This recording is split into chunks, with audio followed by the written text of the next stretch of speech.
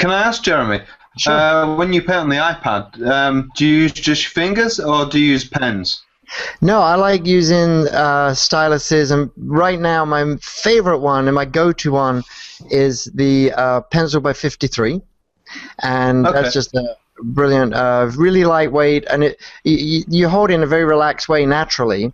I also have been enjoying using the Wacom Intuos Creative Stylus 2, which seems to be giving some really good responsivity.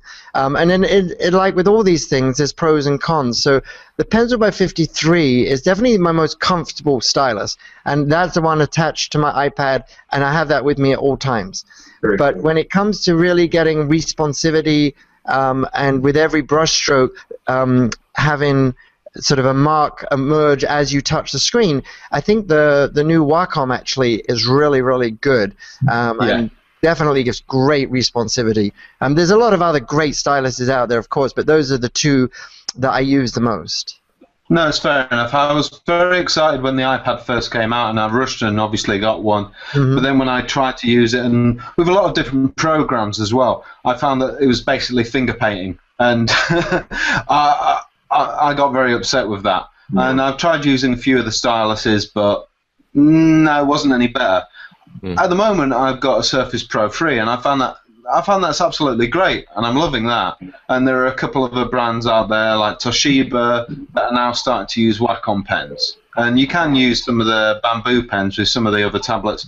And the technology is moving so fast now; it's absolutely great. Mm-hmm. And Wacom obviously has its companion, and you know the technology is now moving into the Star Trek realm.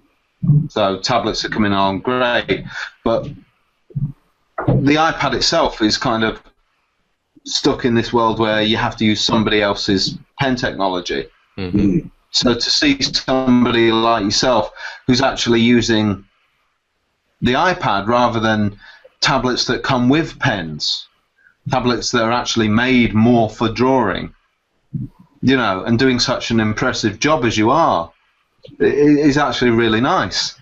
Yeah, well, the work behind you is amazing. Yeah, I mean, I think, you know, whatever your tool is, as we all know as artists, drawers, and painters, I mean, you know, the tool is not the most important thing. You're going to create and express yourself no matter what you use.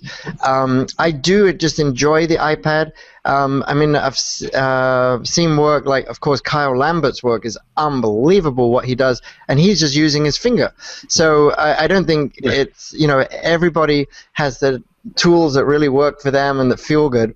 So, and I think it all works. You know, whatever feels best for you is what to go for.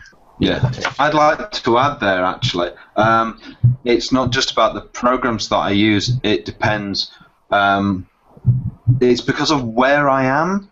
So lately, I've been using the Surface Pro 3, and because that's a PC, and I'm on my Mac when I'm at home, so I'm on my MacBook Pro and I've got my Cintiq, and obviously I can't drag all that with me when I go out. And the train's going on the train or in a cafe, it's not long enough to bother drawing. But when I have to go to stay at somebody's house for a couple of days, I still can't drag my Mac and my Cintiq out with me. But I can take my Surface Pro. But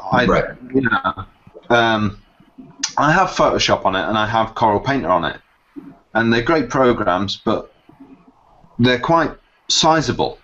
And sometimes it's quite nice to use a smaller program, like Sketchable or Mischief,